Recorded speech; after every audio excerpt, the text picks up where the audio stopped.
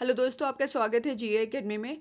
आप सभी लोग तैयार हो जाओ। एमपी सेट के एग्ज़ाम हो सकते हैं, मतलब नोटिफिकेशन आ सकता है जनवरी में और फरवरी में एग्ज़ाम हो जाएगा। और यदि ज़्यादा जाएगा भी तो जून तक, क्योंकि विधानसभा चुनाव होने को है तो इस बार एमपी सेट होकर ही रहेगा। जहाँ तक न्यूज़ आ रही है 75% चांसेस हैं होने को। तो मैंने सिलेबस का वीडियो, ओल्ड पेपर, पैटर्न सब बता दिया है। तो आप लोग तैयारी करना स्टार्ट कर दो, क्योंकि आप यदि पीएचडी कर रहे हो तो टाइम लगेगा अभी, है ना। तो इसलिए सेट क्वालिफाई कर लो। यदि जैसे गेस्ट फैकल्टी में निकलती है जॉब, तो वहाँ अप्लाई कर सकते हो, या कि फिर प्राइवेट में भी कर सकते हो। सैलरी अच्छी मिलती है। तो यही है कि इस मौके को नहीं छोड़ना है, पहली बात। दूसरी बात ये है कि पीजी में आपकी 55% होना चाहिए। यदि 55% नहीं है और यदि यू आर से बिलोंग करते हैं तो आप इसके फॉर्म के लिए एलिजिबल नहीं रहोगे। और यदि आप ओबीसी हो, एससी है, एसटी हो, तो ज़रूर 5% का रिलैक्सेशन है। मतलब 50 से लेकर के आपकी 54 तक भी परसेंटेज है तो कोई दिक्कत नहीं होगी। ईडब्ल्यूएस वालों का नहीं पता है कि रिलैक्सेशन दे रहे हैं कि नहीं दे रहे हैं परसेंटेज में, लेकिन तैयारी रखो आप, क्योंकि इंस्टेंटली ही नोटिफिकेशन आएगा। और एकदम ऐसे ताबड़तोड़ जितने भी नोटिफिकेशन आएंगे ना 2023 में, बहुत जल्दी जल्दी एग्ज़ाम होंगे। इसलिए अच्छे से प्रिपरेशन करना है। और और रही बात जैसे लॉ हो गया सब्जेक्ट, वो शायद उसमें सेट नहीं होता है, और एजुकेशन में भी शायद सेट नहीं होता। अभी बहुत सारे ऐसे सब्जेक्ट्स में सेट नहीं होता है, तो शायद इस बार न्यू नोटिफिकेशन में शायद इन सब्जेक्ट को इंक्लूड कर लें।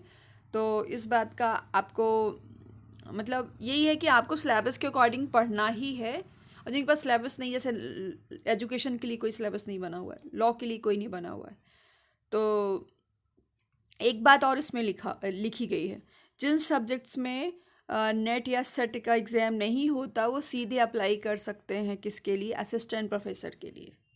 ठीक है, तो आप लोग देख लेना अपने तरीके से। चलो हम देख लेते हैं न्यूज़पेपर की कटिंग। दैनिक भास्कर न्यूज़पेपर की कटिंग है। इससे यही पता चलता है कि तैयारी में लगा हुआ है एमपीपीएससी सेट कराने। एमपीपीएससी सेट कराने की तैयारी में लगा हुआ है। अगले साल होगी परीक्षा।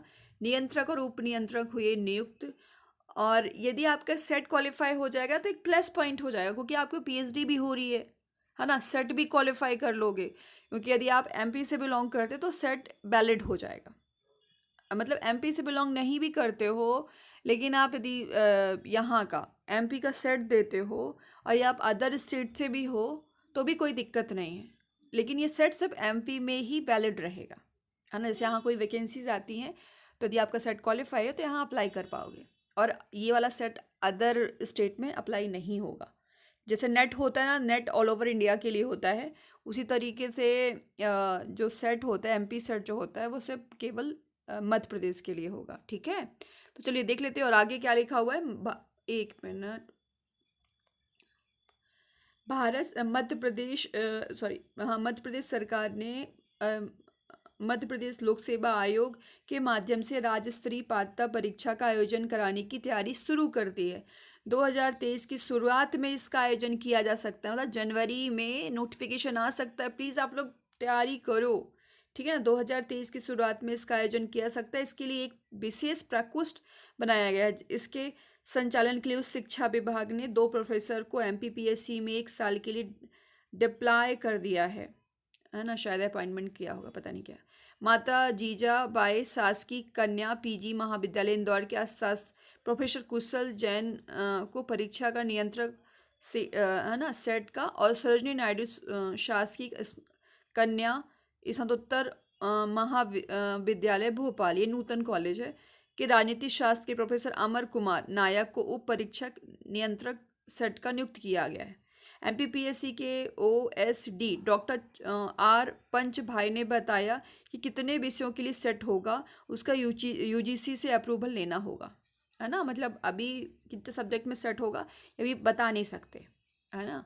लेकिन यदि आप लोग अपनी मांग रखोगे ना, जैसे नोटिफिकेशन आता है, मान लो लॉ का नहीं, लॉ का सेट नहीं हो रहा है, एजुकेशन का सेट नहीं हो रहा, तो आप लोग आंदोलन करना, अपनी बात रखना कि भैया हमारे हमारे सब्जेक्ट के साथ इतना अन्याय क्यों किया जा रहा है, लॉ के साथ, एजुकेशन के साथ। तो कोई विधानसभा चुनाव है और जितना भी आप आंदोलन करोगे कहीं ना कहीं आपको बेनिफिट मिलेगा और वो सब्जेक्ट इंक्लूड किए जा सकते हैं।